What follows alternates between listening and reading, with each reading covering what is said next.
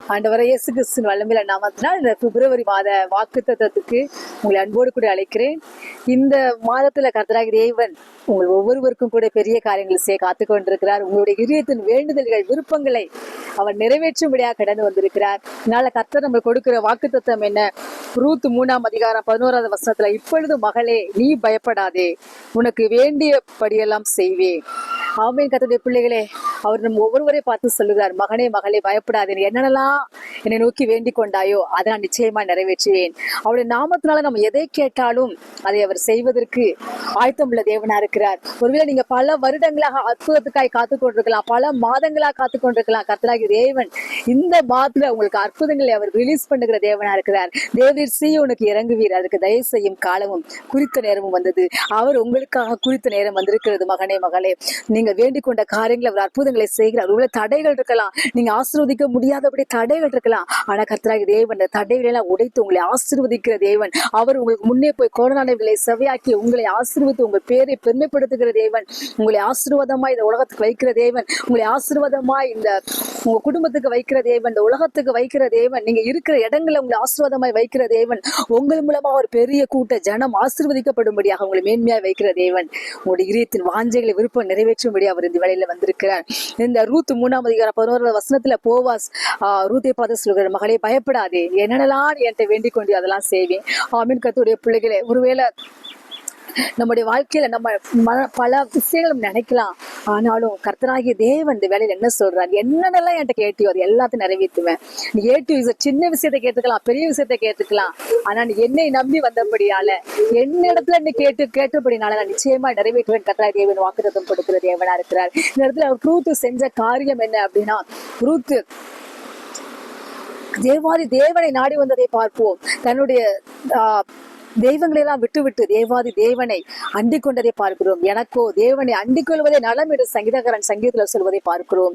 அவங்க தெய்வங்களை எல்லாம் விட்டுவிட்டு, தேவர்கள் எல்லாரையும் விட்டுவிட்டு தேவாதி தேவனை நோக்கி வந்தபடினால, அவரையே நம்பி அடைக்கலமாய் வந்தபடினால தேவாதேவன் பெரிய ஆசீர்வாதத்தை ரூத்துக்கு கட்டளையிட்டதை பார்க்கிறோம். ரூத் தன் கணவனை இழந்த ஒரு விதவை பெண்ணா இருந்த போதிலும் கூட கர்த்தராகிய தேவன் ரூத்துக்கு மறுபடியும் ஒரு வாழ்க்கையை கட்டளையிட்டார். போவாஸ் மூலமா நல்ல ஒரு வாழ்க்கையை கட்டளையிட்டதை பார்க்கிறோம். போவாஸ் ஒரு ஆஸ்தி நிறைந்த ஒரு மகனா இருந்தார் சொல்லிட்டு நம்ம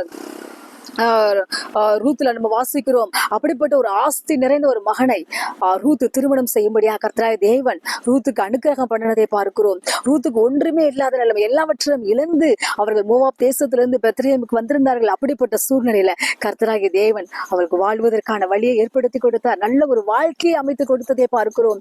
அவளுக்கு வேண்டிய சொத்து சுகம் எல்லாவற்றையும் கொடுத்ததை பார்க்கிறோம். இழந்த எல்லா ஆசீர்வாதங்களையும் ரூத் திரும்ப பெற்றுக்கொள்ளும்படியாக கர்த்தராகிய தேவன் ரூத்தை அழகுபடுத்தி ஆசீர்வாத தேவன் உங்கள் ஒவ்வொருவருக்கும் கூட அவர் இந்த வேலையில ஆசீர்வாதத்தை கொடுக்கும்படி கடந்து வந்திருக்கிறார். என்னென்ன ஆசீர்வாதங்களை இழந்து தவித்தீர்களோ அந்த ஆசீர்வாதங்களை இந்த மாதத்தில் நீங்கள் பெற்றுக்கொள்ள போகிறீர்கள். ஒருவேளை இழந்து போன உங்கள் வாழ்க்கை மீண்டுமாய் கட்டப்படும்படியாக நீ மீண்டும் கட்டப்படுவாய் மகனே. உன் குடும்ப வாழ்க்கை கட்டப்படும், குடும்ப வாழ்க்கை கட்டப்படும் மகனை கர்த்தராகிய தேவன் ஒவ்வொருவரை பார்த்து சொல்லுகிறார். ஒருவேளை நீங்க வாழ்வதற்கே கூட வழி இல்லாம இருக்கலாம், கஷ்டப்பட்ட நிலைமையில இருக்கலாம், கடன் பிரச்சனையோடு இருக்கலாம். ஆனா தேவன் உங்களுக்கு வேண்டிய ஆஸ்தியை கொடுத்து, சொத்தை கொடுத்து, சுகத்தை கொடுத்து உங்களை ஆசீர்வதித்து உங்கள் பேரை பெருமைப்படுத்துகிற தேவனா இருக்கிறார். ரூத்துக்கு அப்படிப்பட்ட ஒரு அற்புதத்தை செய்த தேவன் உங்கள் ஒவ்வொருவரை தேடி வந்திருக்கிறார். ரூத்து தன் மாமியாரை காப்பாற்றும்படியாக தீர்மானித்ததை பார்க்கிறோம்.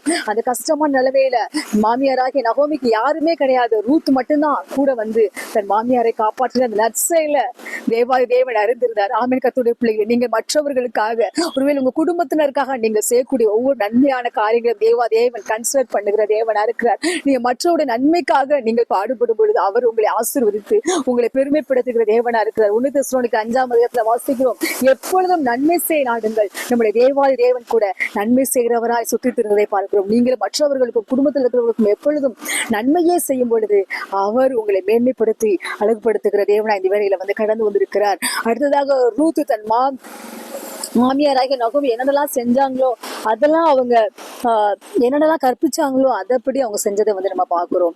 கர்த்தருடைய பிள்ளைங்களே அப்படி அவங்க கொடுத்த இன்ஸ்ட்ரக்ஷன் அவங்க என்னென்ன இன்ஸ்ட்ரக்ஷன்லாம் கொடுத்தாங்களோ அதை அப்படியே ஃபாலோ பண்ணாங்க.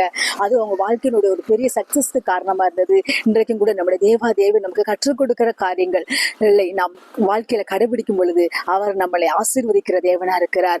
ரூத்துக்கு ஒரு நல்ல ஆண் பிள்ளையை கொடுத்தார். அந்த வம்சத்துல நம்ம தேவன் கூட பிறந்ததை பார்க்கிறோம். அப்படிப்பட்ட தேவன் உங்களுக்கு உடைந்து போன வாழ்க்கையை கட்டுவார். உங்களுடைய கடன் பிரச்சனை தூக்கி எடுப்பார். நல்ல வேலையை கொடுப்பார். உங்களுக்கு நல்ல வாழ்க்கையை கொடுத்து உங்களை ஆசீர்வதித்து உங்களை சரித்திரத்துல உங்கள் பேர் இடம்பெயர்படியாக அவர் பெரிய காரியங்களை செய்து தேவன் கடந்து வந்திருக்கிறார். கர்த்தர் தாமே உங்கள் ஒருவரையும் ஆசீர்வதிப்பார். Have a blessed month of February. God bless you.